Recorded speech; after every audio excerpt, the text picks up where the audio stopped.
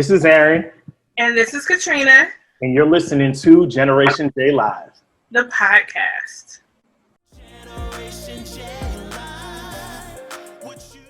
So how you doing, Aaron? I'm doing good. This is number 10, the last podcast, our first season. This is exciting. I know, but we just got a notice that we're going to have to do 2 more. Oh, we do? Raise voice for peace. Raise your voice for peace. That's going to be so dope. Yeah, seriously. I'm excited. This is dope. But what are we talking about today on our last episode of the season? So today, drum roll or table roll, we're talking about gender roles in relationships. This is a good one, Katrina. And what does that look like to you? What does that mean? It's so funny because when I was really pondering and sitting about this topic, I feel like it changed for me. Growing up or say the media or in school, I would have a certain way of okay, this is what the woman does. This is what the man does. But now just being older and just seeing how just more free and everything, it changed, it's not, oh, you have to do this or you have to do that. It's more collaborative, what we've been kind of talking about all along this first season. How about you?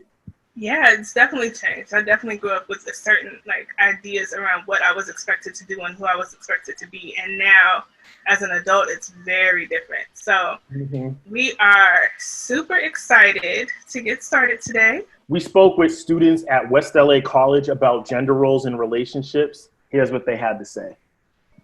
Do you believe gender roles are necessary in relationships? No, I don't believe gender roles are necessary in a relationship. I believe that a man should be able to be on the same platform as a woman equally at the time. So society is the way that everybody thinks that gender roles should be played, because that's how our ancestors, that's how our mother and everybody grew up thinking that that's how we're supposed to live in relationships. First question, do you believe gender roles are necessary in the relationship? Not at all. Not at all? Not at all.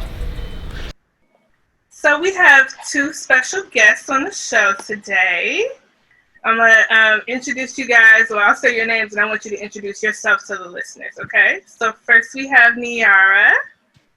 Hello, everyone. I'm Niarah Stansberry. I'm the Community Engagement Coordinator at Jenesse Center, and I live in Los Angeles. And, I'm really excited to be on the podcast with my good friends, Aaron and Katrina. Thank you for joining us, and I must say that your hair is super cute today. I love it. Thank you. And Chris, could you introduce yourself, please? Yes, how you doing? What's going on, Aaron and Katrina? Thanks for having me on the podcast. Again, my name is Chris Sanders. I'm a contract manager for Jenesse Center, and I'm happy to be here. Thank you guys for joining us.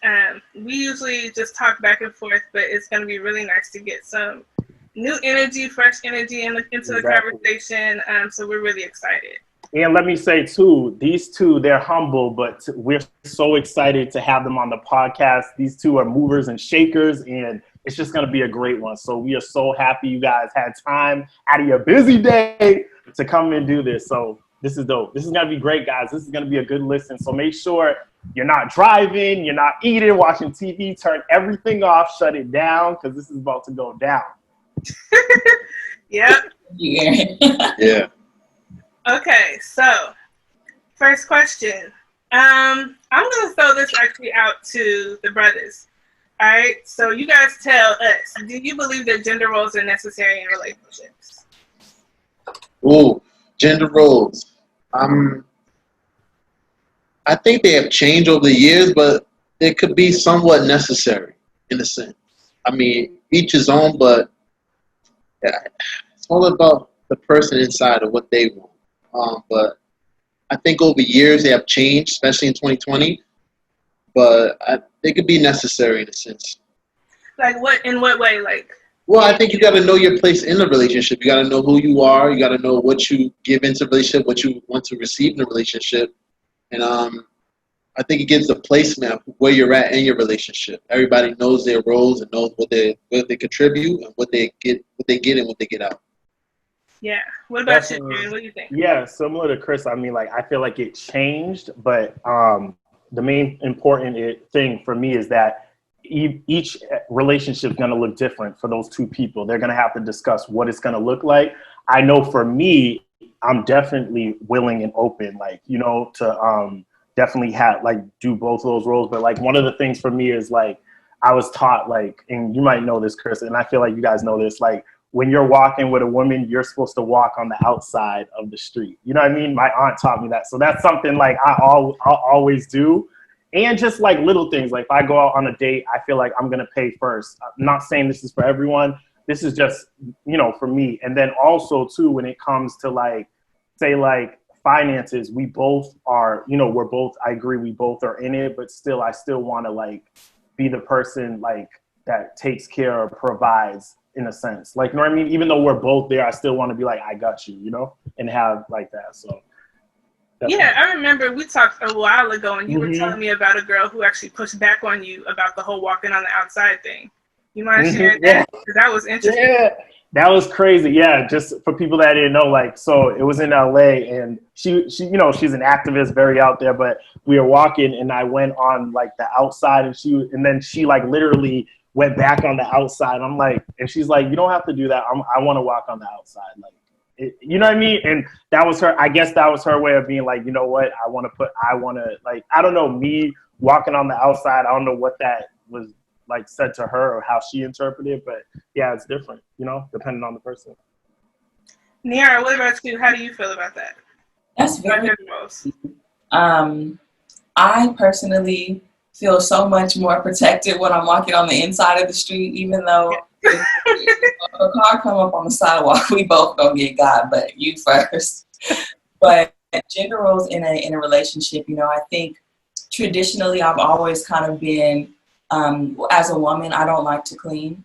I do clean, but I don't like to. So I think that it's really important that in a relationship that you kind of lay down those expectations first, like Chris said, because the things that the genders do or the roles that they're assigned to is important. Like cleaning is important, cooking, child rearing, emotional support, all of those things are important. I don't necessarily think it matters which gender does it. And it's also, you know, in this time we're kind of moving toward recognizing and acknowledging that gender is a spectrum as well. And some people are not the gender that they present. And I think that we, you know, need to respect that as well and let people kind of choose those roles as they will. I think it's important to let people choose and give people what is the word I'm looking for? That just recognize that autonomy in somebody and respect that just because they're a woman or just because they're a man, they might not need, you know, they don't have to do those things that are traditionally said that they have to do. So I personally, in my relationship, our household chores are split.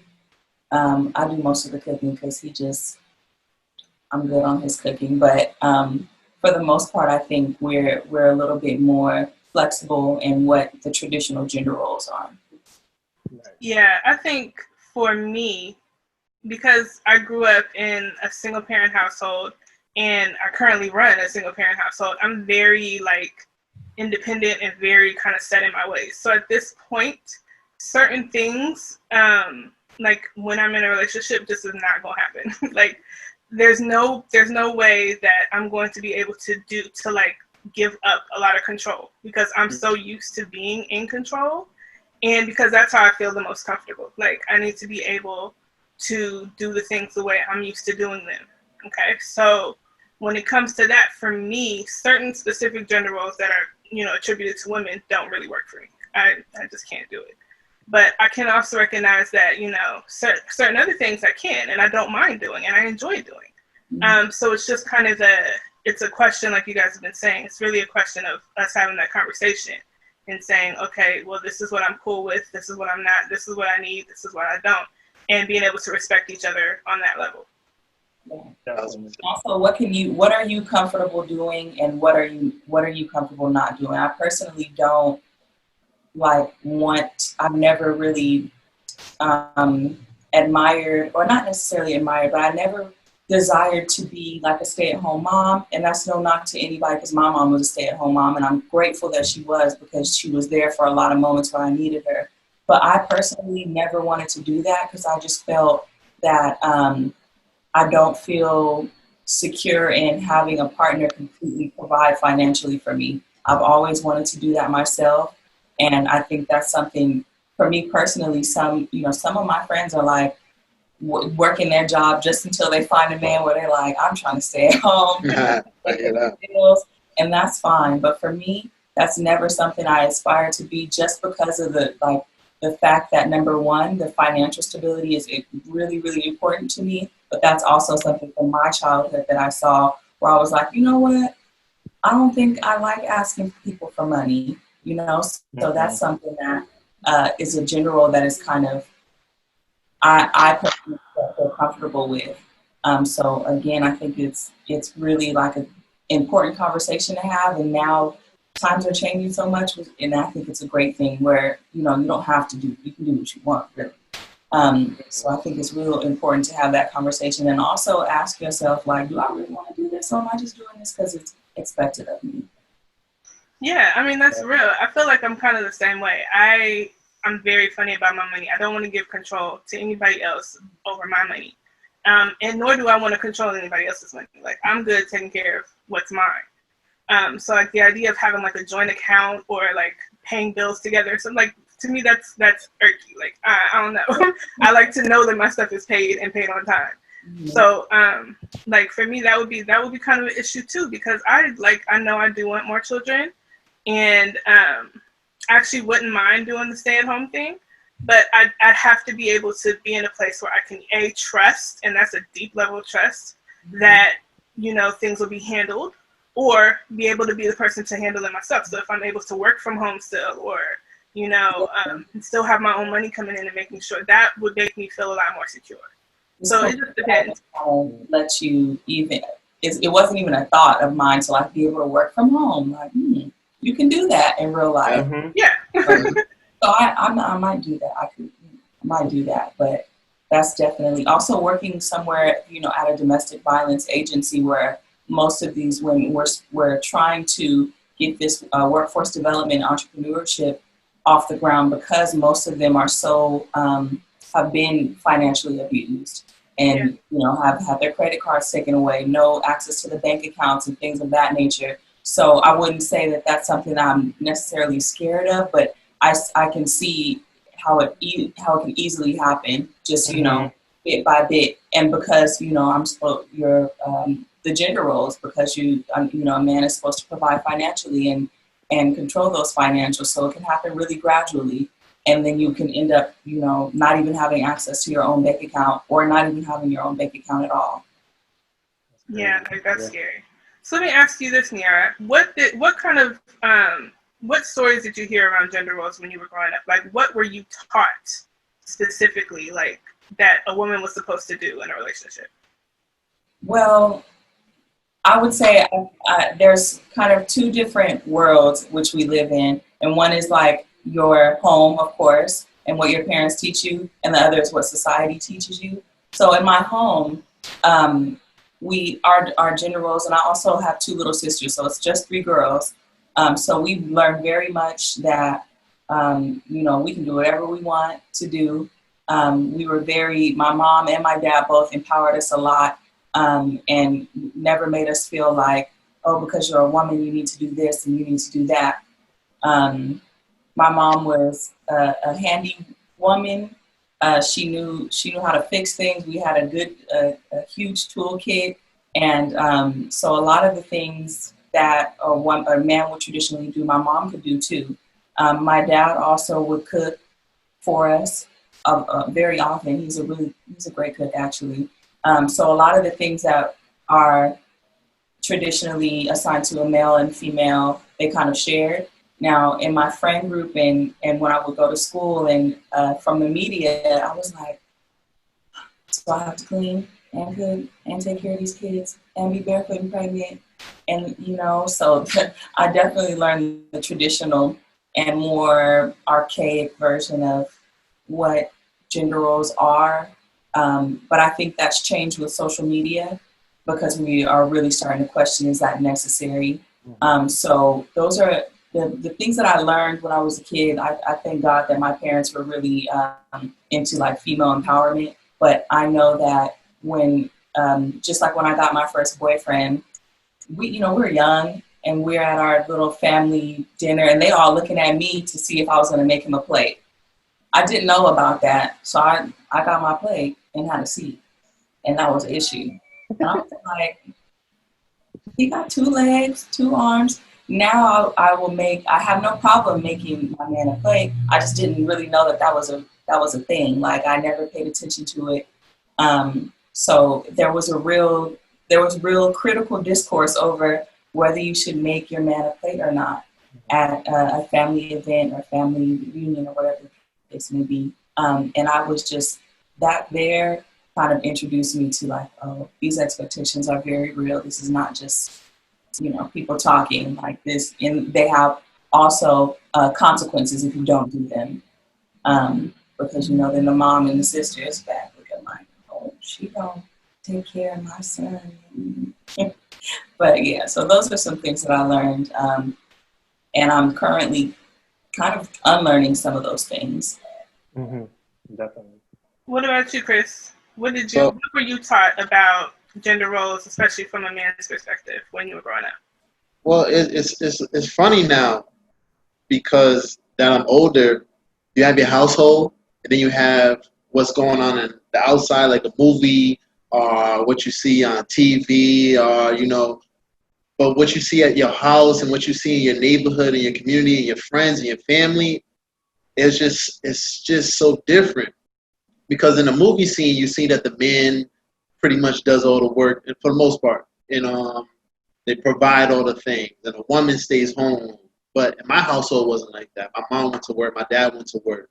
They shared a roof, they shared in the house. We all cleaned together. Everybody had chores. So they taught me, in a sense, to be very independent, not to rely on anybody, not to rely on any type of role in the house. You got to be able to take care of yourself, and those are qualities I was able to learn, but I think the issue now is knowing when you're with somebody, the halfway point. Like, you have to give, and you have to know what to give, and I think that's just what we're all struggling with, is to figure out, because everybody's so different. We all grew up in different homes, we all seen different stuff, so many different things. Like, what happened in my household didn't happen in my friend's household, because one of my close friends, his mom did all the household things. She cleaned, she cooked. His father just chilled out, didn't even do anything besides go to work, and food was made, everything, beds were made, everything was done by her, laundry was made. My friend didn't want to do any of that. Where in my household, it was every man for themselves. You have to get it. If you want something to eat, there's food right there. Go, you know how to cook. Go get that done. My mom was working hard; she had time for all that. So I learned a little different. So it's just like, it's really hard now too in relationships where, some people are taught, especially with me dating a woman, like you said, make a plate for me. When I go in the house, everybody's shocked that I got on, like when I went to my girlfriend's house the first time, I made my own plate. Everybody's like, oh, you didn't make him a plate? I'm like, she gotta make me a plate? Nah, I don't even want all this food. I just want this, that, and the third. I don't want everything out of here, So it's hard for them to adjust to my behavior sometimes too as well. So I think it's really hard because we don't really know. Like, everything has changed so much where women have been given an opportunity to work and have successful jobs and be in a workforce with the men, and it's almost come necessary in some households where both parents have to work to even survive. So out here in LA. It's just, especially living in these big cities, things have changed where, if you want the nicer things, you might have to give in a little bit, Exactly. So it's just a little different. It's just really different. Each his own. Me personally, I don't like giving my power to anybody. Like, it'll be hard for me to be a stay-at-home dad. I joke all the time, I'll be a stay-at-home dad. I'll watch the kids, I'll clean and stuff, but me not having control of my money, not having control over my bank account, not having control over I have to be told what to do, what to say. Nah, that's just, I can't even see it. And I would love to teach my kids and forward how to be independent, how to take care of themselves, because I think the key in a relationship, to make your relationship powerful, is to be independent. To have that, not a fear in your relationship, but to know that your spouse can leave you and they'll be okay. So you want to work harder in other aspects in that relationship. When you have control over the finance, you feel this cockiness. And I see a lot of my male friends feel that cockiness over their girlfriends where, oh, she can't go nowhere. She needs me, you know? And in this time that she does leave, you know, it's like the most devastating thing, you know? Or vice versa, a female stuck in a relationship. I got cousins that are stuck in relationships because they're scared to go. They're scared to leave, you know? Like, where am I going to go? Who's going to take care of this? Who's going to do this for me? So it could put you in a bad situation when you look at gender roles. That's pretty much why I go. Yeah, that's interesting. Like, really thinking about how that affects whether or not you're able to leave or not. Exactly. My friends were literally just talking about this yesterday. She is, I'm trying to make it as vague as possible, but still tell the story. In a really, really bad relationship, ready to go. Basically told her husband, I want a divorce. But he can't let that happen. So they're both in this relationship. They're both miserable. No one's getting any needs met. But he's like determined that they're not going to divorce. But no one's trying to fix the relationship either. Like he'd rather just stay there and be miserable. And it's just so, like, it's something I can't fully even comprehend. Like, how do you stay in something just because, you know, it's what's comfortable, even though it really isn't comfortable at all? Like, you know what I mean? Mm-hmm. Aaron, what did you learn about gender roles? Yeah, for me, it's crazy. Like, my main example was my parents. So, like, even from a young age, I always seen them, like, coming together for things. They both graduated, both from Ivy League colleges. And I won't forget, my mom was telling me once, before she got married my dad, like, she was, and she still is this person, but she was like the independent, like, oh, I have my own money, my own business, all that. And so, like, it wasn't a struggle for her, but when she married my dad, she was like, oh, wow, like, we both are coming together. So she actually, together, they decided, and she made the decision to be a stay-at-home mom because there's 5 of us. And with that, it just showed me, like, throughout all of it, my parents worked together, like, literally through everything. And now as we're talking, I think, like, at my job or even with my friends, I'm always like, okay, let's come together. It's never like, oh, one way or the other. It's always come together because that's the example I had with my parents. Like, literally, I can even remember, like, when the bills came or when my dad got, like, money or a check, they both would sit down, like, every Saturday. They would go through the bills, plan it out. They would go through the grocery list, and I would see them, like, at the kitchen table, like, almost like, you know, when you play, like, a card game with your friends, like, they would come and they would play, you know, they would literally be like, okay, we have this much for groceries. Okay, then we can do this. And they would do that consistently for groceries, for everything. You know what I mean? And that's how kind of my family is. Like, they set the foundation.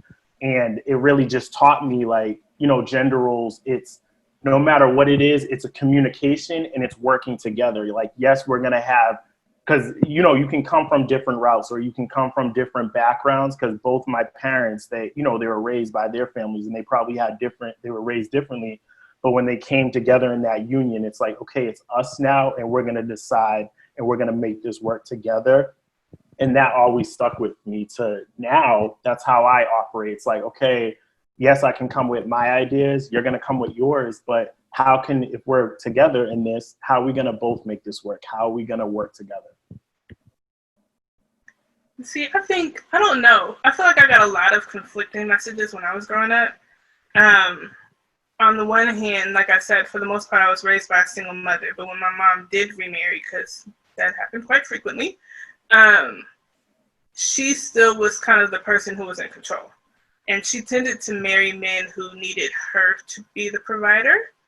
So more than likely, like, if a man if she got married, he moved into our house. And, you know, maybe he contributed to the bills, but for the most part, it was her money that did everything. And up until now, like, it's still kind of that same way. So for me, that was the example that was set on one side. But then on the other side, there was that expectation of, first of all, you have to be married. I grew up down south, so that was like a requirement. Like, you graduated high school, you're going to college, yeah, but in college you're supposed to be looking for a husband. Mm-hmm. So that was like a big deal. You had to get married, you were expected to have children, you were expected to be a mother. And then it was also kind of an unspoken expectation that you were going to work. Like being a stay-at-home mom was like a privilege that was only really given to the most worthy of women, which generally meant women who married someone who could afford to keep them home. But that was never the expectation for us. Like we were like, it was like, you're going to have a career, but you're also going to be a mom. And this is what's expected of you. And you're going to be able to do both. And it wasn't until I got older and we're really starting to interrogate, like, wait a minute. So this is a lot of work that you're putting on our plates with no support. And I remember having conversations with my mom about this because she would have gripes with my dad. They got remarried when I was in high school. And she would have gripes with my dad because they both go to work. He would go, come home, sit on the floor, watch ESPN for the rest of the night. And meanwhile, when she's going to work, my mom is dropping off all the kids at school, going to work, leaving work to deal with whatever's going on with the kids at school, going back to work, coming home, cooking, cleaning, and then going out like at 9 o'clock for her nighttime job and coming home. And my dad was home, not contributing outside of that. And so that for me had been something that's very like visceral in my head, just seeing that and being like, when I do get into relationships, I definitely don't want to be the person who has to be the provider. Like, I want to have mine and you have yours. And like Aaron said, we can meet in the middle and we can discuss and we can talk about stuff, but I'm not taking care of no grown people. Nope, not happening. Mm-hmm. Absolutely. That story right there happens more than often. I mean, that's what I was trying to say in the community sometimes. Especially when I was growing up, you've seen that story. You've seen a lot of men live with their girlfriends. And it was like, you get this picture in your mind where on TV, the man's supposed to provide this, the man's supposed to provide this. It was never taught to us to even go to a woman that's successful. Don't go to a woman that's already got her stuff together. You know what I'm trying to say? I even talked to some of my friends, and they even talk about, like, trying to help a woman get, which is great, trying to help a woman get to where she needs to be or help her be more successful in life, but they never talked about trying to date a woman or be with a woman that's already successful. It almost seemed like it was taboo, almost seemed that it was so, like, a challenge. It seemed like they were scared of taking that responsibility of being with somebody as successful or even more successful with them. And that's never talked about, I think, in a sense, where you date a woman that has her stuff together or date a woman. I mean, they say look for one, but to actually see that going, you really don't see that. And when you always see those type of women, they're so strong and so, you know, their ability to do so much, it almost seems like, I feel like some men are just so, I can't get the word out. Yeah, no, Chris, it's funny.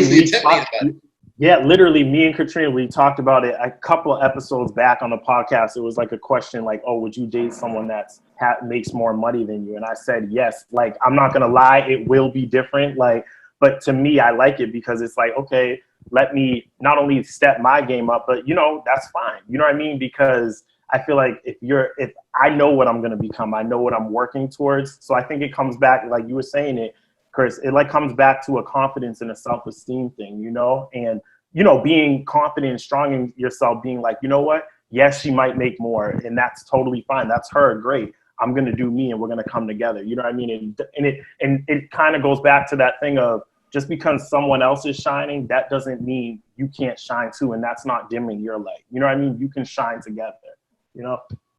But I get it. I think it's definitely like you're saying, and like it's an intimidation. Like that's something that we were taught too. Like don't be too successful. If you are, don't brag about it. Like kind of keep it quiet, just because you don't want to turn a guy off. You know, exactly. Like you can't be too forcefully loud or too proud. And I've had guys like I'll post stupid stuff on like Instagram or something, or I'm like bragging on myself, like, hey, I just did this crazy thing this weekend, or hey, I just filmed a whole TV show in 2 days. Wow, this is amazing. And have people come and be like, yeah, but you're bragging, so you need to calm down. You need to chill out. And it's always men that does that, never women. It's always a man who comes to me and is like, you need to learn humility. You need to be humble. You need because he ain't doing nothing. Exactly. He ain't doing nothing, Katrina. That's fine. I know, but it's like, but the minute they do something cool or whatever, they're gonna brag about it, and you were supposed to be like, oh, congratulations, you know. But I say something, and the first thing that comes out is like, no, you need to sit down. Like, okay, so I get it, you know, and I think that, and it is a special type of man who can not be intimidated by a woman who has her stuff together, like, you know. But then vice versa, same thing, because there's a lot of competitive women out there, me being one, who will like, you know, who has to be able to handle and even, you know, in the same sense, you know, be supportive of a partner who is doing better than them as well. You know, even though to me, I feel like as competitive as I am, kind of like Aaron, I feel like that would just push me to do more, you know. I have somebody who is more successful than me. I'm like, okay, so now I have, you know, a vision of what's next. I think how you said, it's interesting how you said it takes a special man to like be okay with a woman being successful, because it shouldn't take a special man. That should just like, that's not a woman doing better than you, whether it be financially, education wise. That shouldn't be intimidating. It shouldn't be something that upsets you. Unfortunately, it is, and I find a lot that women are usually humbled and in ways that a man wouldn't be. And I always think that's really interesting. But I also see that I will like, specifically in the Black community, gender roles are like non-existent almost. Just because you have, unfortunately, so many usually single mothers that are doing everything, and that's where you get that like strong Black woman thing, where, you know, we're looked at as superheroes and you're so strong, and my mom, you know, so resilient. Every rapper, baller, you know, any Black man that makes it 92% of the time, oh, my mom is this and this and that. Yeah. It's like nobody ever checks on them. Like, you're working 2 and 3 jobs. Like, how are you doing? Are you okay? Is your mental health okay? Like, have you got your nails and hair done and just like be able to sit down for a little bit? That sounds, it's unfortunate that we expect so much as women, because it's like, we do need men and vice versa. We do need help. And I think, although it's like, it used to be a compliment to be like a strong Black woman and so resilient, but it's like, now it's like almost a microaggression, because it's like, I don't want that. I don't want to have to be strong all the time. I want somebody to help take care of me, and vice versa. Like, I don't want to be in that situation at all, where you have to be strong. You have no choice. And sometimes, I mean, of course you have no choice when you're in those situations. Sometimes it just happens. But we really praise Black women on those characteristics, and when really it could really be very damaging and harmful to a woman to be expected to be strong and resilient all the time, and not have any, you know, not be able to cry or be gentle and be and just be tender or vulnerable. You know, you always got to be strong and this and that, and it's like, I don't want that at all. I don't want to be that at all. Even though I do work, and I always work, and I always get my own money, just because that's how I am. I don't want to have to do that. I don't think we should expect that from women. Being soft is a gift. Like, and I realized, like, you know, I think I talked to Aaron about this. I've been really, really like affected by a lot of what's been going on around Black Lives Matter, especially for the past few months, especially when you look at what's been happening to Black women and how kind of unseen we've been. And really having, like, me and my friends have been talking about this a lot too, like being able to find a place where we really do feel like safe and secure, where we can kind of let down that guard, where we can be soft. Because I think that is, for a lot of people, maybe not everyone, but for at least for me, that is my genuine nature. Like, I'm a baby. You know what I mean? I'm soft. I'm nice usually. And I like to be in safe spaces where I can actually be that way. And I feel like a lot of times I'm not, you know, like, and then there's a requirement for me to be tough, for me to be harder, for me to not be smiley, or for me to not be extra friendly, because you don't know who's coming for you or in what ways, and you don't feel safe or protected. And so, and it is interesting, because when I do see, like, I have like maybe one friend who is in one of those relationships where she's allowed, where she's really able to kind of just be her genuine self. And you can see her like flourishing because of it, you know, because she's able to kind of let down her guard and relax and kind of, and she doesn't have to be on all the time. But most of my friends, like, none of us have that. Like, we're all like, we have to protect ourselves. And if that means that we have to keep this face on, we have to keep this mask on, and that's what we're going to do, you know? Yeah, I think a lot of the violence that we face as Black women kind of stems from the stereotype of us being strong. Mm-hmm. It's like, oh, then I watched this. I don't know if any of you came across this YouTube channel, but it's called Soft White Underbelly, mm-hmm. and it's so interesting. Please go watch it. The guy, so it's based out here in LA, and they interview people that are kind of in the underworld. They interview prostitutes, pimps, gangsters, you know, gangbangers, drug dealers, people who are addicted to drugs, and it really, you're able to get a view of these people where you would never get before. You know, where you want to ask these people like, why did you end up like this? How did this happen to you? And usually, a lot of the women who are prostitutes on there, they are Black women, and often when they speak, and when pimps speak as well, they talk about having to treat the races of women differently, and how they feel the need to physically harm Black women because we're too tough and we don't listen. And I think that's one of the reasons why we face the violence that we do, is because we're viewed like our strength becomes a weapon at a certain point. It's great to have the strength when you're, you know, a single mom and you're going through this, and you know you need to pay your bills and you got to work 3 jobs. But there comes a point where it's dangerous to a man and his masculinity, and they may feel the need to inflict physical harm on you because of your strength. And I think it's a weird dichotomy. It's kind of like a really weird balance between like sustainable strength and like the threatening strength. And that's because, you know, that gender role is usually not assigned to women. So when it is, it's like people kind of don't know how to react, and you may be harmed because of it. Yeah. That's deep. But watch the show. It's really good. Sounds interesting. Yeah, definitely check it out. So we talked a little bit about expectations, but do you guys think that some of these expectations, maybe like give an example when you speak, some of these expectations are fair to you or not fair?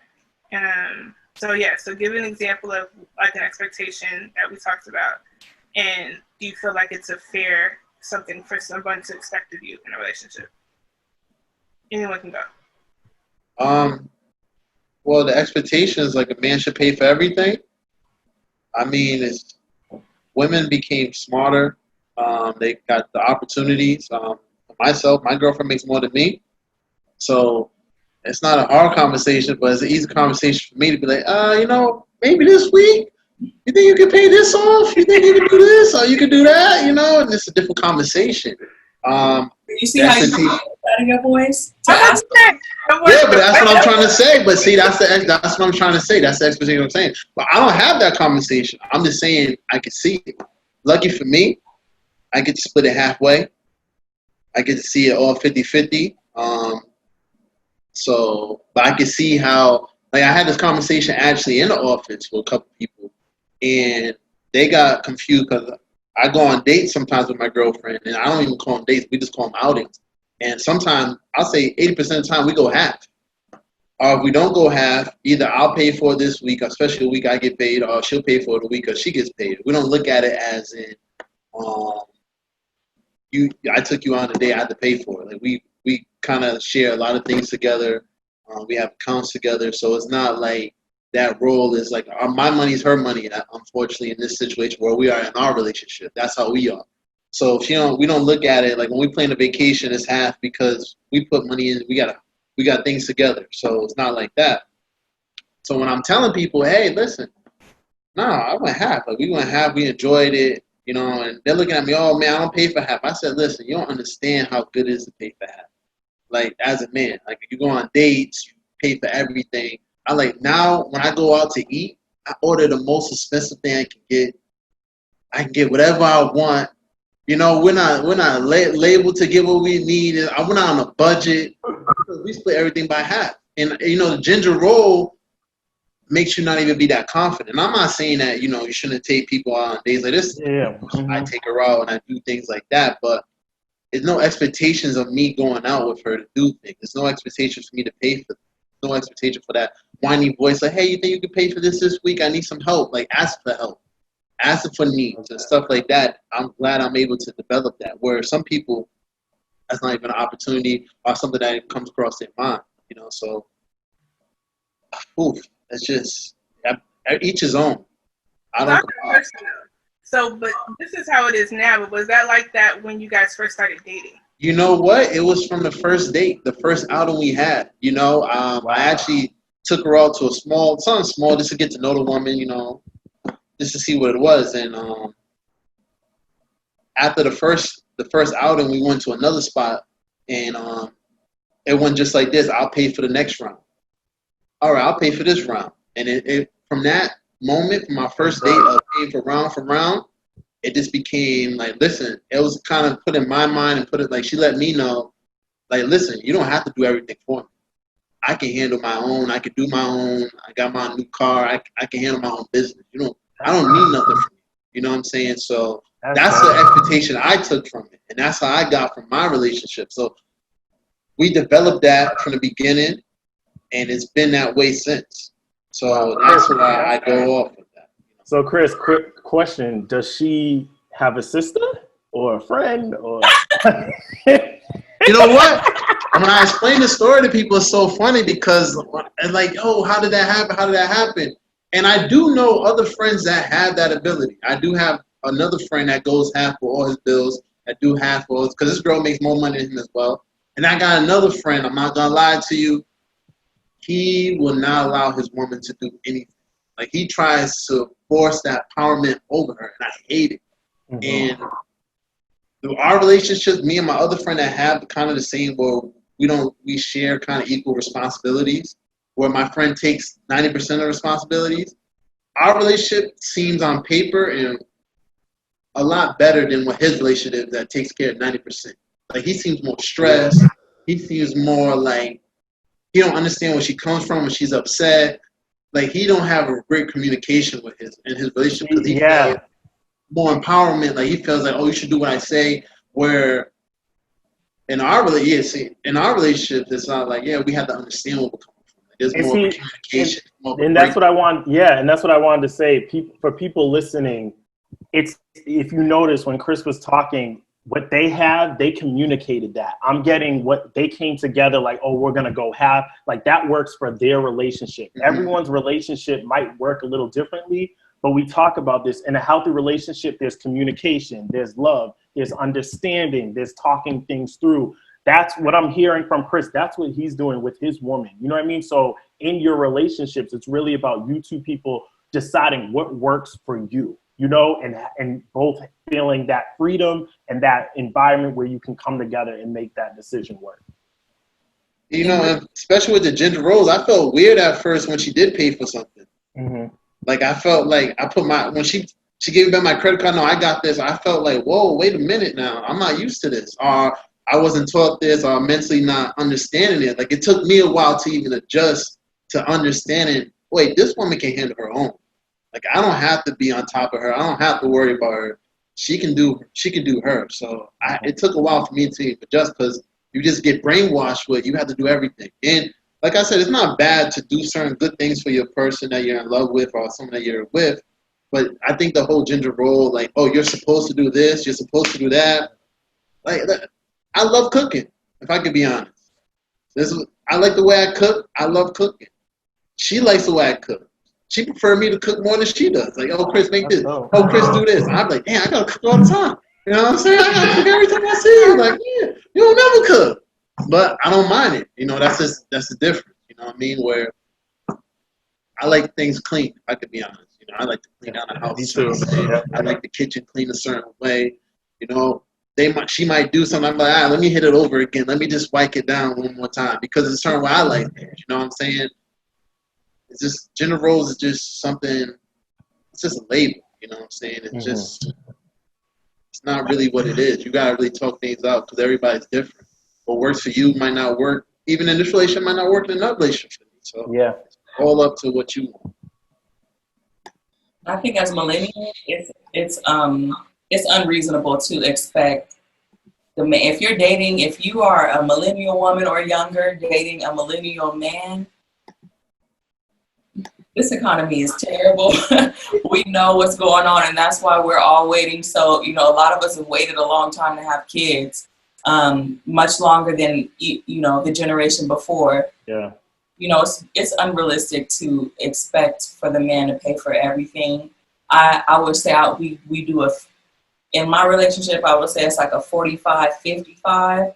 I get wined and dined sometimes, but for the most part, I'm like, you got this, I got that.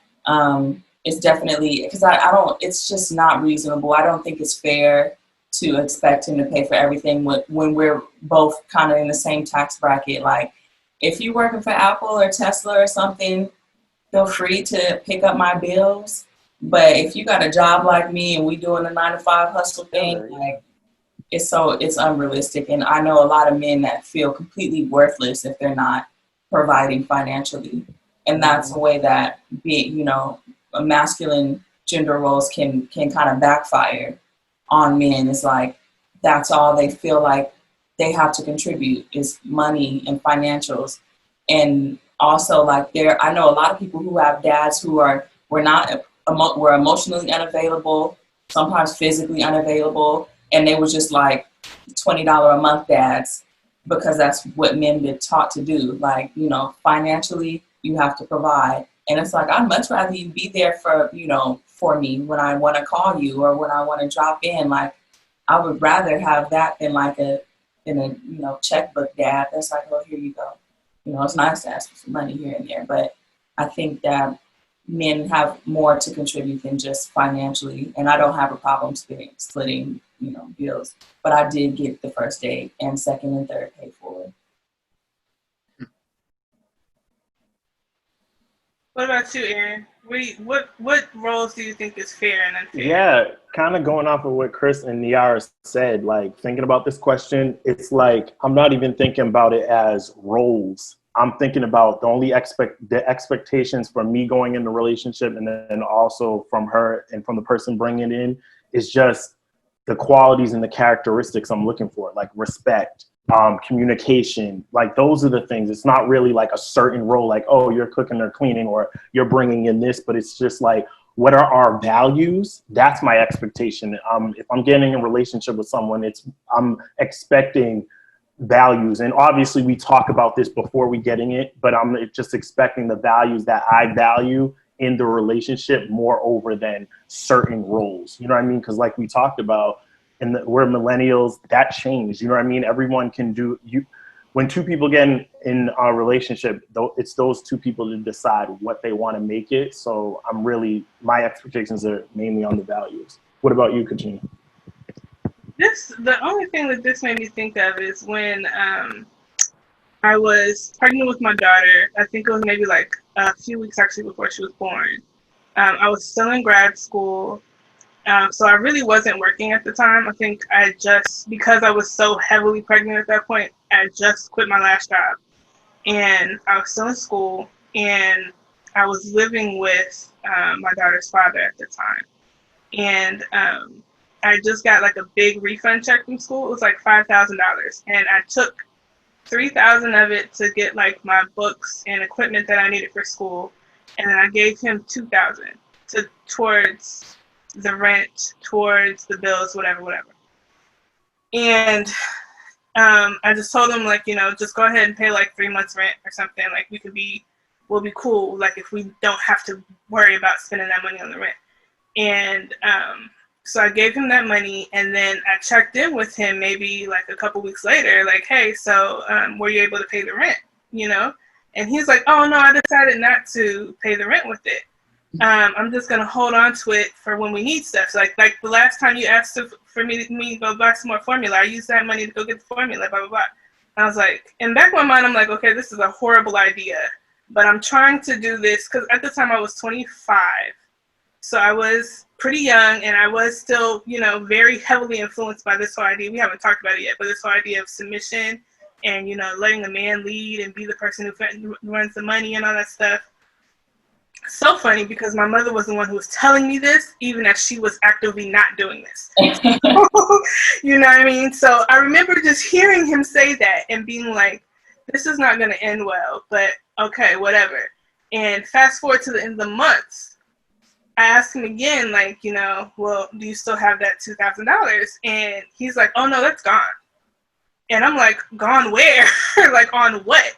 And he couldn't, like, articulate what he had spent it on. He blew a bag. Your bag. Huh? I said he blew your bag. He blew it. And and it wasn't until we broke up, which was like maybe my daughter was like 3 months old when we finally officially broke up, and I moved out. And I went back to the apartment to like look for like more baby stuff and try and get all my stuff. And I opened up this big blue barrel he had in his closet, and it was filled, I mean, top to bottom, with Taka vodka bottles. And mind you, for maybe like 2 or 3 years after we broke up, every time like I would be digging in my trunk, I would find another bottle of vodka somewhere hidden in my trunk. So that's likely where all of that money went. Oh. And I think around then, that was when I started to have that understanding of you need to make sure that you have yours taken care of and don't necessarily depend on somebody else to be able to do it for you. Because of that, like, really bad experience. Like, thankfully, we never got, like, kicked out of our apartment. Our apartment at the time was income, so it wasn't, he's still, I'm trying to see how much of this do I need to be to, like, spill it. He was really good with going to paycheck advance places, check advance places. So that's usually how he paid his rent. That was his plan. So that's what he did. So to me, it's like, okay, you can get out of that cycle, and he still went on ahead and did it. So I think too, I would love to have somebody who was on like the same level to where we could have that kind of communication. Mm-hmm. But as of right now, in my current state, I like to be in control. So I think that's kind of where I'm at. That makes sense. Mm-hmm. Past relationships have so much to do with, that's all we have to model what we're supposed to be. Past relationships, our parents' relationships. And it's funny how you talk about submission, because I definitely had an issue with that. I was like, submit for what? Let the man lead. Where are you leading me to? For what? For what reason? And I just think it's so funny that that we teach women that, but kind of I don't really feel like we teach men like what exactly it is to lead, because that's something in a way where you put him in that position to where he could lead. You submitted and was like, here's 2 racks. Take care of us with it. And you put him in that position to pay the rent, pay utilities, maybe get you, a nice stroller or something. And he blew it on vodka, cheap vodka. Like you did, like that's a perfect example of just like us being told to do what we're supposed to do. Then it's like, okay, I did it. And you felt what happened. And that it can be really dangerous, because you end up in those situations with a person who doesn't know how to lead. And it might not necessarily be their fault. Because they weren't taught. Yeah. Because we are creatures of example. All we can do is what we've watched. That's really unfortunate, because I've seen it happen more often than I would like to see. It's like, I did what I was supposed to do. what happened, what went wrong. But I think that to that point, honestly, I think that's a role he didn't want. And honestly, if I were to think about back to myself at that point in time, it probably wasn't a role I wanted either. You know what I mean? Like, but there wasn't any actual communication. We were both like, well, I was young. I don't know how old you were. I was young. And, there wasn't that communication of, okay, so this is what the expectations of our household should be. Especially bringing a child into this. This is what we should be trying to do. When we broke up, the whole story is really, really messy. I won't get into all of it. But basically, his next relationship was him with a woman who was providing like 90% on top of having kids. And he was basically the stay-at-home dad. And that worked better for him. So knowing that now, I can be like, okay, I see why this didn't work. Because this was a responsibility he didn't want. Just straight up, he didn't want to do this part. So, and had I known that at the time, I probably would have been okay with that because of who I was. I like being in control of stuff. Yeah. I could have handled the other side of that. But, there was no communication there. So, yeah, it didn't work. I couldn't handle the drinking, though. That was excessive. But, if he didn't want that role of being the provider, being the person expected to handle all the bills and stuff, then he, it shouldn't have been my assumption that that's what he wanted to do. Exactly. I have a question for you, Katrina, because I think you're the only one here that has kids, yes? Yeah. So, yeah. That we know of. You have a daughter. Aaron, you have a daughter. So, like, what are you teaching her, and how are you combating the ways that society teaches her a woman should behave? That's a good question. I think for her, because she's 9 and I'm really trying to level it up with her. Like, I don't keep secrets from her. I definitely tell her what's going on, but I'm trying to tell her in a way that understanding why she can get. But I definitely have always taught her, like, to have your own, to be, like, creative and think about different ways you can get what you want without having to ask people for stuff. Even though also, same time, I also teach her that sometimes you do need to ask, and closed mouths don't get fed. So if you need something that only somebody else can provide for you, you need to say it. You know what I mean? Like, and don't beat around the bush, just ask the question. But I want her to be able to kind of enjoy childhood in a sense. Yeah. So I'm as freely as I talk to her, because my parents think I'm crazy because I do tell her a lot. There are certain things I hold back just because it's not something you need to be concerned with right this second.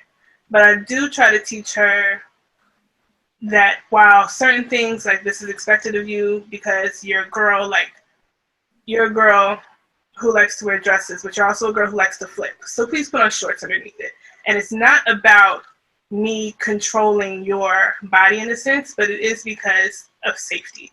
And because while I am trying to protect you, and while if anybody does do anything to you, they will 100% be in the wrong. It will never be your fault.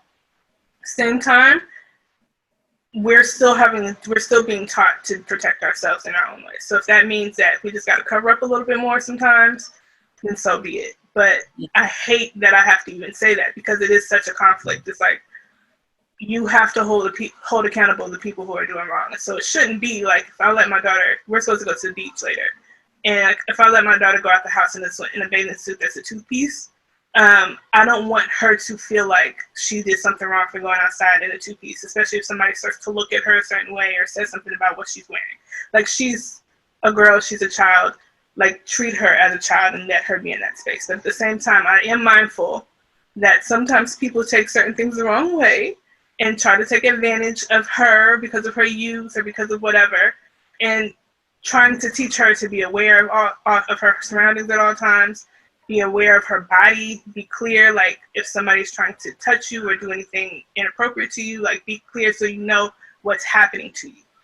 And you can at least tell me what's going on. So it's it's a weird dance. I feel like it's constant, I don't want to hold her back from doing certain things, but also you need to be very aware of what could happen if you do certain things, if that makes sense. Mm-hmm.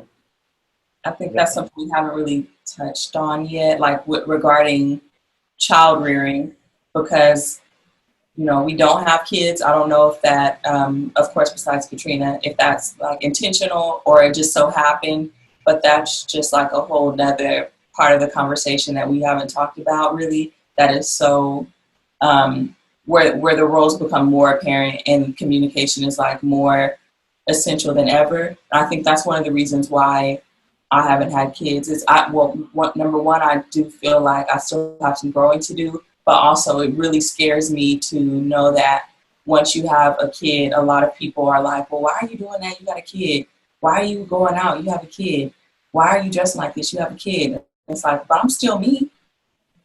And it really scares me that you can, like the way society will view you if you're like a woman and don't completely 100% commit yourself to your kid and their happiness all the time. It's like your loss of individuality. So that's something that scares me, and I think that's something that's really projected onto women after they have kids. Yeah. I will say this, especially, and it's so funny because my family is full of single mothers. Within my family, that was a big issue. I'm a filmmaker by trade as well. So like I've been doing film since before I had my daughter. And it was a huge issue when I had my daughter. I was home basically for like 2 or 3 years. I mean, I worked, but I wasn't working in film. And when I decided that I really wanted to go back to doing film, and like starting to do my own projects and things like that, it was a lot of pushback because people really did feel like you have to let that go now. That's a cute little hobby. That's fun for you to do on the side, maybe every now and then, but you can't be serious about that because you have a child. And a lot of people like to basically tell you what your responsibilities are when you become a mother. Like, nah, I know what my responsibilities are. I've been taking care of her. She is fed. She is clothed. She is housed. She is loved. She is taken care of. She's even private schooled. Like, you cannot tell me that I'm not meeting her needs, right? I can still make time and make space for myself. And I think I was like 30 or 31, and I had like a minute where I just had to like sit down and be like, you know what, you're allowed to be yourself too. Like, you're allowed to be your own woman. And you can still be a mom and be your own woman. Like, it shouldn't be once you become a mom that your womanhood stops. But for a lot of women, it has. Like, I think about my mother. She wanted to go to law school, and she never really let herself do it. And mostly her reasoning behind it was because she had kids. She had 4 kids that she had to take care of. And so it was easier for her to, stay working at the job she was working and doing that instead of going back to school. But for me, that's not a risk that I was willing to take. And so I know that me and her butt heads specifically around this a lot, and it took her a while to come around to where she was able to be like, okay, I really support you. Because it was like, it was kind of like me looking at her and saying, what you did for us wasn't good enough. And so I'm doing something different for my daughter. It was almost like I was denouncing what she had done or the sacrifice that she had made in her mind for us, which to me, I feel like if you wanted to be a lawyer, I would have rather you gone to law school, honestly. So it's tough. Motherhood adds a whole nother layer to parenthood in general, adds a whole nother layer to gender roles. That gets pretty sticky. For the men, I kind of want to ask the same question for the men, is if you're comfortable answering, is there a reason like why you haven't had kids, and when you do, like what do you feel is expected of you? Yeah, you go first. Yeah, for me, like originally and still, I believe in marriage first. Like that's just being raised. Like my parents got married. Just that. Also being raised in the church, Christian. Like it was always okay, marry first, then have the kids. I'm not saying I'm 100% on like, oh, that has to happen now, but that's just in my mindset. It was like, okay, move out, get your own, date, marry, and then start a family. So that's kind of like my mindset on why I didn't have kids yet. And honestly, too, I'm still growing, and I understand when you have kids, you're still growing too. It's not like you stop growing and you're grown now and you have kids, but looking back on everything, I used to be like, oh, my friend, like I have a friend that has 3 kids now, and with his wife. And then I have another friend, they have like 5 kids all together. And then and I look back, I'm like, oh, should I be there? But then I'm like, no, like where I'm at right now is where I'm supposed to be, and I'm growing and I'm building and stuff. How about you, Chris? Wow, that question. I don't really know the answer to that. You know, it's this something that doesn't come up really much. I think I look at my own childhood and I try to mirror that whole get married thing and try to have kids before marriage, but it's the way, seeing my mom go through divorces and seeing all that for myself, and then going in a one single family house with her, and then seeing her struggle until she got remarried again. It almost put fear in my mind, in a sense, like I need to get more better for myself. I need to be in a good situation with a woman. But you never know when you're in a good situation. You never know. So kids happen when they happen, and it's a blessing. But it just never, for me, I don't know if it's being selfish or whatever the case may be, but I don't think I've grown to that ability yet for my own individual, where I think I could take on the responsibility of having a child with somebody. It's deeper, than thinking about yourself all the time when you have to think about somebody else. Like you were just saying, like the way you think, the way you dress, the way you think. Well, it might not be that for men in a sense, but there's a way you want to, especially in society now, you want to mold your kid into being this successful person. You don't want them to be, someone that's not successful. So I think the challenge for me is, I don't know if I'm ready yet. And when it happened, I had no choice, but I don't know if it's me not being ready or me just taking the time to develop myself more and picking the right person to be with, to be honest with you. But you never know. You just never know. You just never know. Yeah. You just never know when things happen. It's a real challenging when you do have kids, because then you have to talk about this real gender role and you have to explain to them what's really going on. And sometimes you don't even have to explain to them, because for us, we all saw it firsthand. Regardless of what our parents try to tell us, regardless of what we saw on TV, what we experienced in relationships, what we saw firsthand is what we got. And that's when we got really taught to ourselves, like, wow, this ain't really what we thought it was. This ain't really how it is. So it's just a different, I don't know how to answer that question, to be honest with you. Mm-hmm. That's real. Yeah, it's really a privilege, I think, that we have that previous generations didn't, to be like more, I don't want to, not necessarily picky, but have a little bit more control over the situation. As far as I know, for women, like being able to, having access to birth control, which is still a big, is still a contentious topic. And, having the right to choose whether you want to terminate a pregnancy or go forward with it is and that's one thing about in gender roles where I think so many people are like, as a woman, you are being raised to be a mother, which is, of course that's fine, because you want to learn, you want to have that experience on child rearing and nurturing and things of that nature. But there are a lot of women who are like, I don't really want kids at all. And I think that's, it's a privilege to be to be able to choose, like, yeah, I'm going to go ahead and, have my baby now. Or I'm going to go ahead and, I don't really want to do this right now, so I'm going to get on birth control. Or if we have so many choices now. I think it's that like the previous generation didn't have, and it makes parenting and gender roles look a lot different now that we are able to choose and decide if we want to wait or if we don't want to wait, and decide if we even want to do it at all. I think either situation is okay. Because that's just, everybody should be able to have their own choice.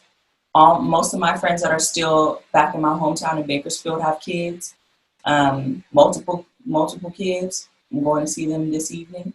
My friends that are here in LA and that I made in other cities, most of them don't have kids yet. So it's a real interesting situation to see, where you're coming into this time where you can where you get to be really mindful and intentional about your decision, if you want to do that or if not. And I think that's a really cool thing about our generation, is we're giving people the the right to choose. Identify as, what they want to do, who they want to love. We are giving more people the right to choose. Absolutely. So we spoke to therapist and relationship expert Dr. Frederick Ito about here's what he had to say. Wow, I mean, that's a very specific question, and I'm going to address it from the standpoint of the Black culture, because the Black culture is heavily influenced by Christianity and biblical context, and I think for many ways we look in history,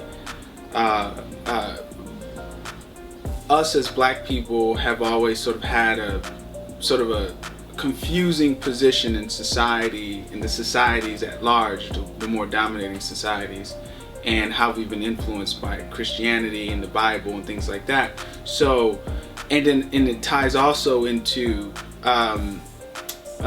post-slavery and, you know, where do you find yourself in being submissive as a woman, and does that now mean that you're not safe anymore, or you're being taken advantage of? And then there's this whole thing about, you know, the government and how the government sort of steps in and partakes in, you know, the Black family, and, you know, not really wanting to put the Black male in the position of the head of the household. So there's so many areas that we can sort of go with this, but I think the best way to see this is really looking at it from the nuclear standpoint, like who's within your immediate circle, and having that conversation between a man or a woman or someone who's a they, and really making sense of how you see yourself. Are you submissive? Am I the submissive type? Am I the dominative type?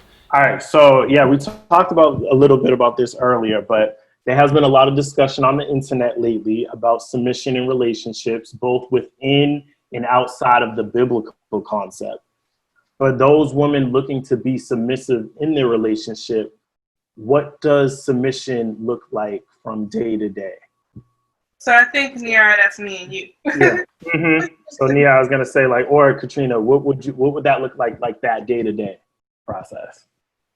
I'll let Niarah go first. Process of submission? Yeah. What do you think submission looks like day to day within a relationship? Within a relationship. Not necessarily saying that you would do it, but what do you think it looks like for someone who is? When I think of submission, I think of I kind of have a negative view. Sorry, guys. No worries. This is financial, because this is what I've seen when my mom remarried. A lot of it was like financial, and I think the submission of like agency of like, what do I want to do with my day? I kind of have to submit to maybe cooking and cleaning for you, or doing things that are not in my, not necessarily not in my best interest, but they are just not in my interest, or not, I don't desire to do them because I'm, submitting. So I'm like, have like an adverse reaction to that word, because I'm just like, submission? No, I hear you. Yeah, it has like a bad connotation. Yeah, when everyone hears, yeah. And I think it has a religious connotation as well. Yeah, and kind of a very like a cultural connotation. So I do think that regardless, you in a relationship, you will have to compromise. Yeah, if you want that to work, and I want to always be able to have enough vulnerability and just self-awareness to be able to know when I need to compromise. And I think it's too, Niarah, what you were saying before is that, like, and what Katrina was talking about is like, women were taught like, okay, let the men lead, but if the men doesn't know how to lead, like, where does that lead you to? So it's the same thing with submissive, like, or being submissive. If they're not doing it right, like, it leads the relationship in turmoil, So it's like, maybe instead of like having like the word submissive, I like how you said compromise. Both parties have to, compromise with each other, what that looks like. I wouldn't say synonymous, but they both kind of have a similar definition. Exactly. You're going to have to you're going to have to change your desires a little bit to fit that of your partners, and kind of meet in a happy medium. In the middle, yeah. With that, I love the ability to compromise and know that your partner, both you and your partner, have each other's best interests in heart. Absolutely. But I do think submission can be very dangerous when, just because naturally, like in one of my favorite movies, The Lord of the Rings, at the beginning, they say that the heart of man is easily corrupted. And when you give somebody enough power, and we see that in politics, we see that with police, with anybody that has any kind of power over somebody else, 9 times out of 10, that power will be abused, unfortunately. So I do think that the word, submission is very difficult and dangerous. Mm-hmm. But I do like the idea of compromise and, meeting in a happy medium. Absolutely. What about you, Katrina? Like, what does submission look like from a day-to-day? So for me, my answer is probably going to be really similar to Niarah's. When I hear submission, I hear control, like giving up control, and not really, and really having to be dependent on someone else, basically for your survival. So, and because of that, because you're dependent now, you are required to do certain things to earn your keep, and not really being able to have the ability to push back or to say no to something that doesn't make you feel good or doesn't make you comfortable, because you are now required in order to survive to do certain things. It's funny though, because again, when I was in my 20s, I really did subscribe to that kind of belief. What's the name said it? A few people have said it. Where the idea of the guy's the head and the woman is the neck, and we get to turn the neck whichever way turn the head whichever way we want to go. I subscribed to that idea for a long time until I realized, at least for me, it didn't work that way. And I tended to be with people who wanted control but couldn't really handle the control that they were given. And it didn't work as well when you're wanting or needing something to happen or something to get done, and the person you're with is not really willing to do that work. For instance, I remember dating a guy who it was long distance. He lived very far away from me. And, we'd have all these conversations about taking a trip together, going out somewhere together. And, me trying to be like, okay, so we've had these conversations, we've talked about it. He knows that this is what I want to do, but we haven't done it. You know what I mean? And at what point do I stop asking and start just making plans and see if he goes along with it? Or do I not? Do I just let it go and wait for him to decide, oh, okay, it's the time now, we can go take this trip or whatever? It became kind of it was a headache after a while, because now it's like no action is happening, but you want me to step back and just kind of respect what you want to do without any real consideration of me either. You know what I mean? Me or what I want as well. And so for around that time, I was like, okay, so maybe this doesn't work as well as people say it works. And I stepped back from that because, like I said, I like things to happen when I want them to happen. And I do like to be in control. So I do need someone who is willing to compromise, and who is also who I don't have to fight with to get stuff done. I don't really want the fight. So we probably just need to be on the same accord just in general. So if we make a decision, we can make a decision together and both abide by it, versus someone constantly having to be on you all the time to get you to do something. That's too much work. Yeah, no, definitely. Definitely. All right, switching gears. So Chris, for men looking for submission from their partners, how should they show up as leaders in their relationship? Well, I think we already touched on it earlier. Yeah. Not every man even wants that position. Mm-hmm. I think every man got to know, every person needs to know what they want in a relationship, regardless. And they might like that role that since you just said makes it just one area. Not all of us sign up for that. Not all of us want to be in that role. Not all of us want that responsibility. You know, some of us want this, some of us want that. So that you like someone to cater to you all the time. A man might want that, or they might want to take care of all the bills at once, you know. Or you have those men that just, let's be honest, they just want to hang out, chill, drink, smoke, do whatever they want, hang out with the homies, and make the woman do all the work, you know. And I mean, I'm not saying there's anything wrong with any of it. You got to know what you want. You know? You just can't. I can't just sit here like, oh, if a man's looking for this, these are qualities you need to look for. No, everybody wants something different, you know. And you only learn from experience of dating and being with people, and you know, just being from your own experience. That's the only thing you can learn from. I agree. No, I agree with you 100%, bro. It's like, and what I want to say too is someone in a relationship, whether it's a marriage or whether you've been in this relationship and you have submitted or it's not working, don't feel like, oh, I have to stay in this marriage or I have to stay in this relationship. Bring this up. Like, I feel like sometimes we get in a situation and we're like, oh, well, this is the way it's always done, so I'm just going to continue doing it. No, feel that, bring it to your partner, communicate, you know what? Can we try this? Can we do this? You know what I mean? Don't feel like you're locked in a situation where you don't have to be in it. Bring that up, to talk to them about it. And then also to the people that are single, like, think about, what do you want in a relationship? How do you want it to look like?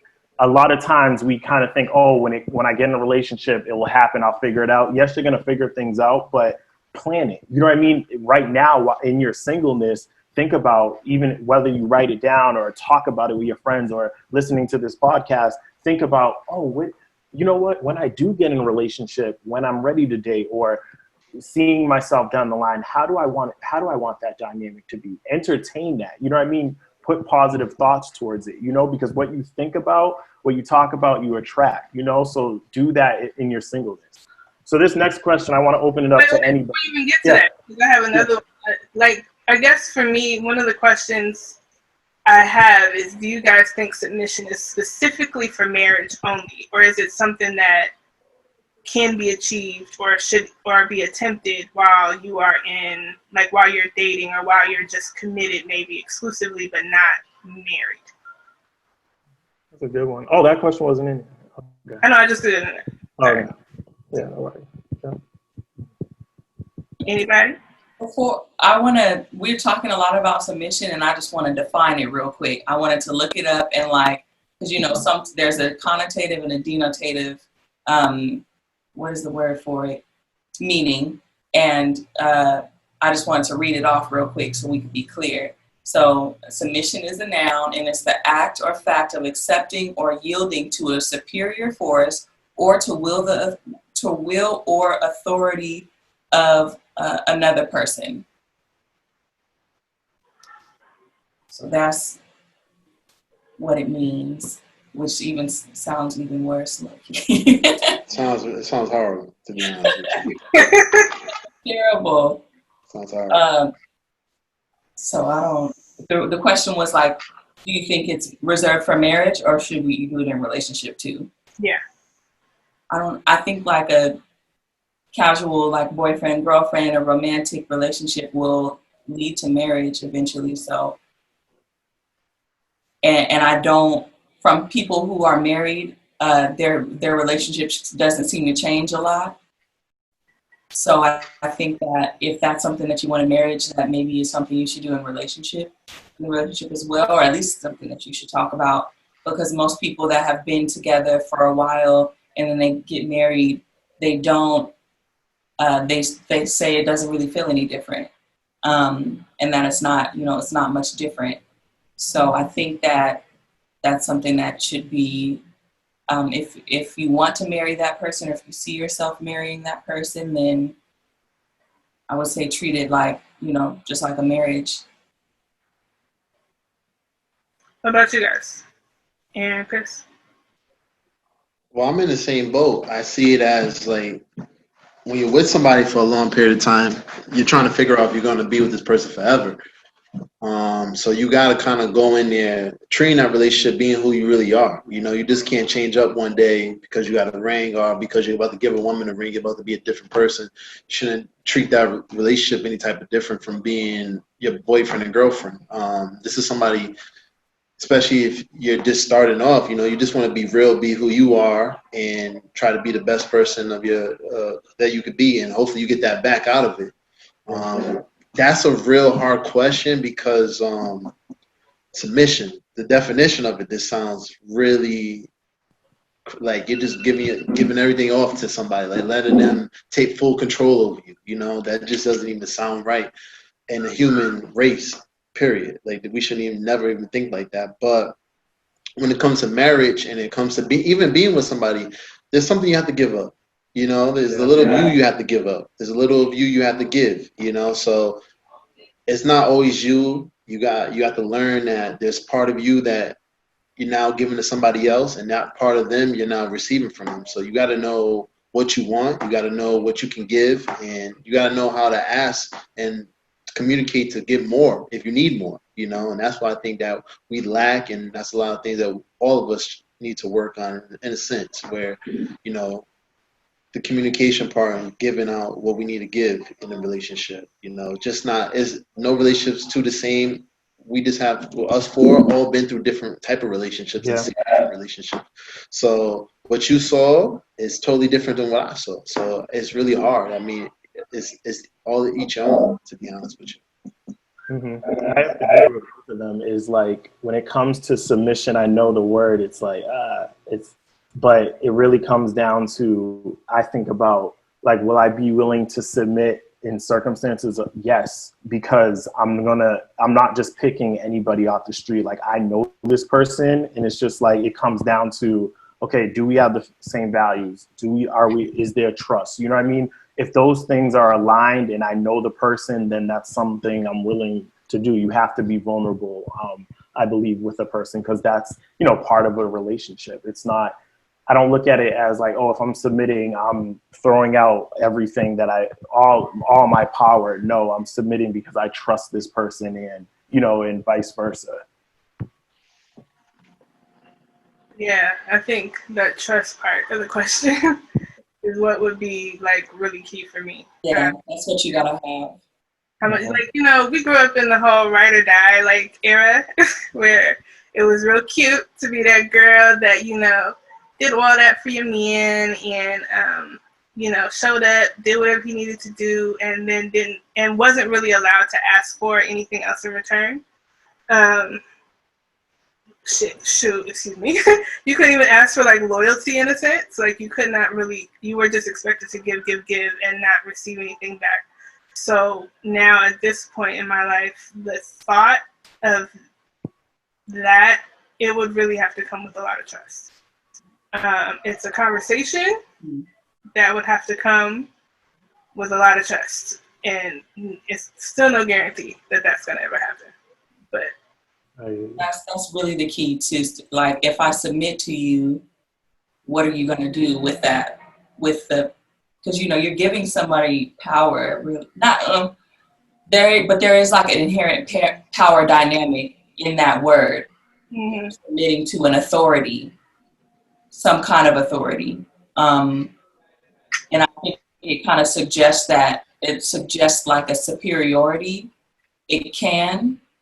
But I think that if that's something that, because we all do submit, even though we're kind of tripping over the word, we submit and we do, like I said, compromise. I kind of like that word better.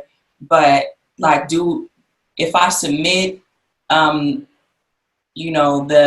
financial responsibility to you, can I trust you to spend the money accordingly? Like, can I trust you to not abuse your power? So I think, Katrina, that was definitely a great point. Like, if I do, can I trust you?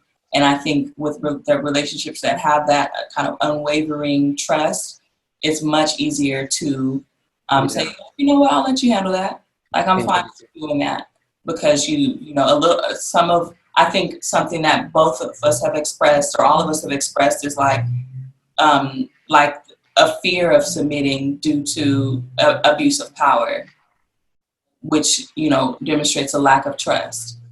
Mm-hmm. So I think when there's trust, I think that this conversation, the conversation and the act of submission is a lot easier if there's, real trust in that person. And as you were talking, Niarah, think about it. I feel like we all have friends where we'll go to certain friends about something and maybe not certain friends about something, just in general, whether that's with information, whether that's with, yo, I need this, or, yo, you got me, or like, so think of that in there are those people, those relationships that you can feel like, you know what, this is someone I possibly can submit to, like, because we do it with our friends, so it's definitely out there. It's just about having that connection, one, and also just knowing, like, feeling safe and like, you know what, this is, I have that, we created this space.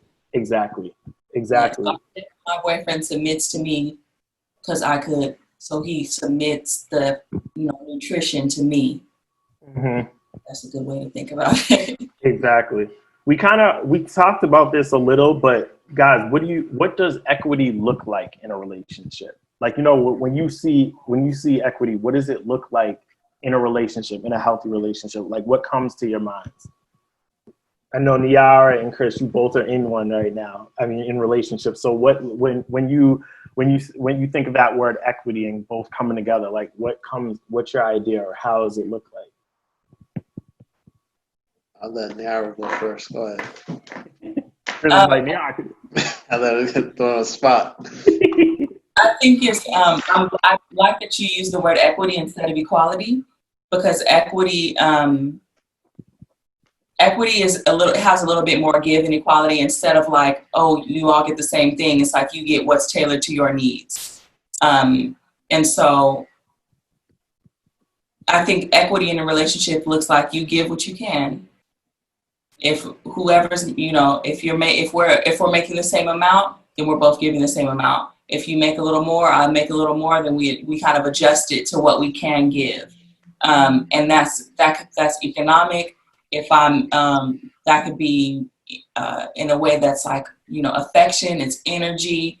If I can give you more, I will. If you're not doing so well right now, I can kind of compensate, and we can like that. Yeah. We can do both. So I like to keep equity instead of equality, because equality is just like everybody gets the same thing. Mm-hmm. Equity is more fit to needs. That's what I'm about to bring up. Like, what do we have? What do you have? What do I have? And if it's not, exactly equal, then how can we make this work to where we're both where neither one of us is getting the short end of the stick? So that's what equity in a relationship looks like to me. Yeah, definitely. I like what you said. I forget where we were talking about this other day, but it's just like, say if one of you got sick or was throwing up, and like that person, will take care of them. They're not going to be like, oh, I took care of you on Monday when you got sick, so now you have to, no, like, you know what I mean? Like you were saying, Niarah, you fit the need of that occasion, and you both got each other. I love that. What about you, Chris? What were you going to say? You said that earlier. Training. Yeah, I was like, that came up. Yeah, we were just talking about that. Well, I look at it as in needs. Make sure your needs are met. Yeah. It's also how I view it is almost like it's a partnership, teamship. One can't go without the other. You just can't. You can't move left without going right sometimes. So for me, it's just my needs. Personally, I'm just talking about me. I can't even speak for my girlfriend. She's not in the room with me, so I don't know hers. But for me, my relationship is just my needs. There's some things that she does that I don't get anywhere else, and this is my personal needs. So those are met. I'm good. I'm just happy as I could be. I'm willing to do whatever I need to do to keep it going. But when your needs are not met, that's when you start looking other places. That's when you start doing other things. You're not taking a relationship serious, So to me personally, it's all about my needs and what is provided to me. And then I can provide what she needs, her needs, So I look at it like that. And then that's my partnership I have with her. That's my teamship I have with her. That's how I look at it. I'm the exact same way. I think needs are paramount. And like I was saying, I think it really is about adjusting to what a person may need or what they may want out of this relationship. And so for me, it's definitely going to be like, I have no doubt that on my end, on my side, whatever need that you have that I can meet is going to get met. but I need to have that same like reciprocation from my partner for it to be equitable. And then when it does happen, then we cool, you know. But also, one of the things that I've been learning more recently is to just speak up and be clear about what my needs are, so that there isn't any confusion or isn't any question or pushback because I wasn't clear at first, or I allowed certain things to happen that I normally wouldn't want to happen. So a big part of equity for me has been being able to be open and honest about what my needs are, so that we can now meet in the middle. So that we can see, okay, this is what she needs, this is what he needs. All right, now let's come together and make this happen, versus me not saying anything and just expecting you to know that I need this or I want this out of the relationship, and then being upset when I'm not getting it, you know? Mm-hmm. No, that just reminded me too. It's just like when you were just talking, it's like even being single right now, I'm like, okay, I know my needs, but I don't know her needs. Like, you know, it could be something totally I wasn't even thinking, you know, and just being flexible with that and open to that, you know, and not being just stuck like, or, oh, her needs are going to be this. No, being open to what her needs are in that situation. Outside of relationships, have you guys ever experienced anything where your gender may have inhibited you from doing something that you may have wanted to do? Or like that was looked on as this isn't masculine, like you can't do this because it's masculine, or you can't do this because it's this is feminine or whatever. Anything that you guys have experienced in life that I could start with this one if you want. It was a small pushback, it wasn't a big pushback, but when I was a kid, like we had to fight to get a freaking Nintendo. Because me and my sister, we were girls. And my mother thought straight up that video games are boys' games. And so it took my grandmother stepping in for us to be able to get a Nintendo, because otherwise we wouldn't have gotten one, because it was deemed something that was for boys and we were girls and we had to play with girl stuff all the time. So do you guys have any examples of that? Yeah, when you were so one for me was like growing up, like I feel like just as a guy, you do the sports, like you do basketball, you do baseball. I did baseball, like I didn't even like it, you know?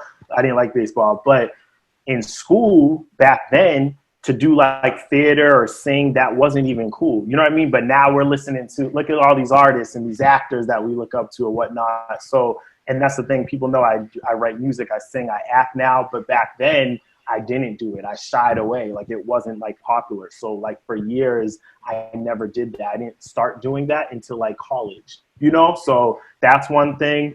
And then also just even with the sports thing, like I like sports, but like I like different athletics. Like I like rock climbing, like hiking, like surfing.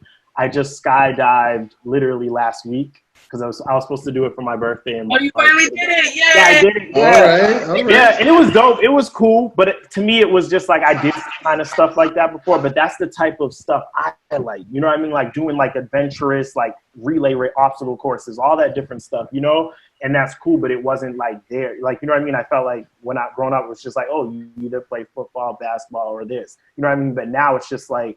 I like athletic stuff. I just like I like just out of the box, like type of stuff, you know? What about you, Niarah? Because anything that's popping in your head? Well, I wanted to play football, and I did actually. Hey, okay. Leader. And I was on the team, and it was so much fun. But I definitely, of course, got so much pushback. But I was able to finish the season. I got the Most Improved Award. And it was so much fun, but it was, of course, you know, there's a physical aspect, but it was something I really wanted to play football. And if I was a guy now, I would still play football, and I still want to play football. I was looking at like female flag football leagues, but of course we can't do anything because of the Rona. But that's really something that I really loved, and I was like pushing for it. My mom was like, girl, no. And I was like, I really want to play. And my dad was like, what? But he came to all my games. And so that was definitely something that people were like, girl, you're tripping. But I love it. I bet they didn't mess with you, right? They didn't mess with you. No. And I would play to this day. I really would. So hopefully when the world opens back up, I can like join a league or something. Or you can start one at Jenesse. There you go. There you go. Look at, why wait on the world when you can start one at Jenesse. It could be Wednesday football with Niarah. Coach Niarah. Workers' comp. Can you imagine the workers' comp? Child. What about you, Chris? But so that's just something that is very obvious in sports. Yeah. But something that I would wanted to do that I got like pushed back on was it was usually in class, like in a school setting. Just like being the speaker of the group or the leader of the group or the one to kind of hand out assignments was like, that's what you want to do? Should we hand this off to somebody more equipped? So I remember hearing that a lot. And like I said, I grew up, there's only me and my two little sisters. So when people would see us and my dad in the grocery store, because like I said, my dad is a great cook and he knew a lot of people in the community, and they would always be like, no boys. And they would just sound so disappointed when they would say that. And it really would get under my skin. And it was never, thank God my dad was like, never sounded sad about it. He was always like, yep, it's me and my 3 girls, I'm a girl dad. But that's something that really got me irritated because I felt like, oh, I can't, are we not valuable? Exactly. We're not good enough. It's, we need a boy to validate us. So that may have been a subconscious way. Me playing football might have been a subconscious way of being like, yeah, I could still do that. Because my dad played football and I grew up watching football with him. So that may have been, now that I'm thinking about it, like a subconscious way of being like, you had a daughter, but you could still come to her football games. Yeah. That's dope. What about you, Chris? So I want to say I wasn't able to because of the pushback and how I would view my friends viewing me for this. But in my neighborhood, I used to walk past these flower shops, right? And they always had, like, I was young, I was in high school, probably 17, always had for signs. And there was always women working there, right?